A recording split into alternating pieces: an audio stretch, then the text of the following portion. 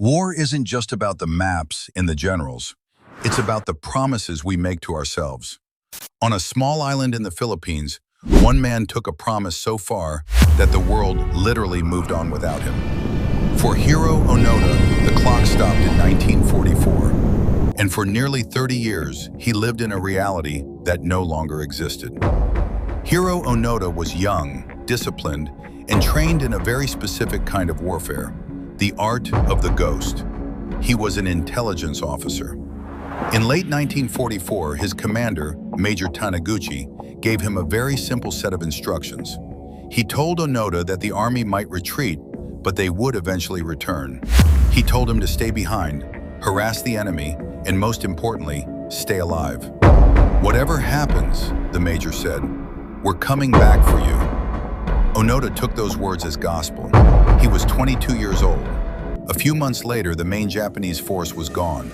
Onoda retreated into the thick, humid heart of the Lubang jungle with 3 other soldiers. They built huts out of bamboo and palm fronds. They learned how to disappear. In August of 1945, the war ended, but inside the jungle, there were no radios, no newspapers. When the first leaflets drifted down from the sky through the canopy, the men picked them up and looked at the ink. The leaflet said, "The war ended on August 15th. Come down from the mountains." Onoda looked at his men and shook his head. He was convinced it was a trap. He thought the Americans were trying to trick them into showing their faces so they could finish them off. Life became a repetitive cycle of survival. They lived on stolen cattle, coconuts, and green bananas. They mended their uniforms with fibers from plants. They kept their rifles clean and dry, waiting for the day the Japanese Imperial Army would sail back into the harbor. Time began to take his friends away. One man, Akatsu, eventually walked away and surrendered in 1949. Years later, another, Shimada, was killed in a shootout with a local search party. By 1972, Onoda's last friend, Kozuka, was shot during a skirmish with Philippine police. Now, Hiroo was alone. He spent his nights listening to the sounds of the jungle, convinced that every rustle in the leaves was a scout sent to find him. His family even came to the island with megaphones, begging him to come out. He heard his brother's voice echoing through the trees, but he convinced himself it was a recording, a clever piece of psychological warfare. The more the world tried to tell him it was over, the more he believed the mission was still alive. The break came from a total stranger.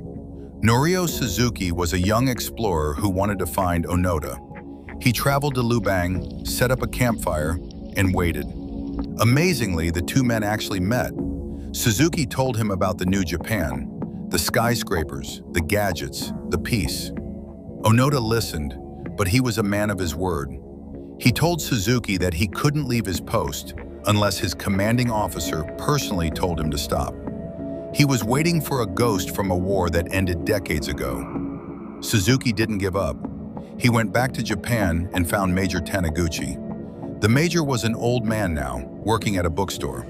They flew him to the island. In March 1974, Onoda walked out of the trees to meet him.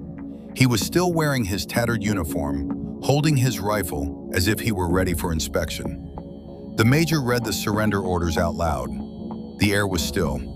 For the first time in 29 years, Onoda let his shoulders drop. He handed over his sword. He wasn't a warrior anymore. He was just a man who was very, very tired. Onoda went back to a Japan he didn't recognize. He saw a country built on money and comfort, while he had been living on rain and resolve. He eventually moved to Brazil to find some peace in the quiet of a ranch. His story makes us wonder, what happens to a person when their purpose outlives the world they were fighting for? Hiroo Onoda passed away in 2014. He was the man who stayed at his post until the very end. The war was over, finally. If you want to know more about the world history,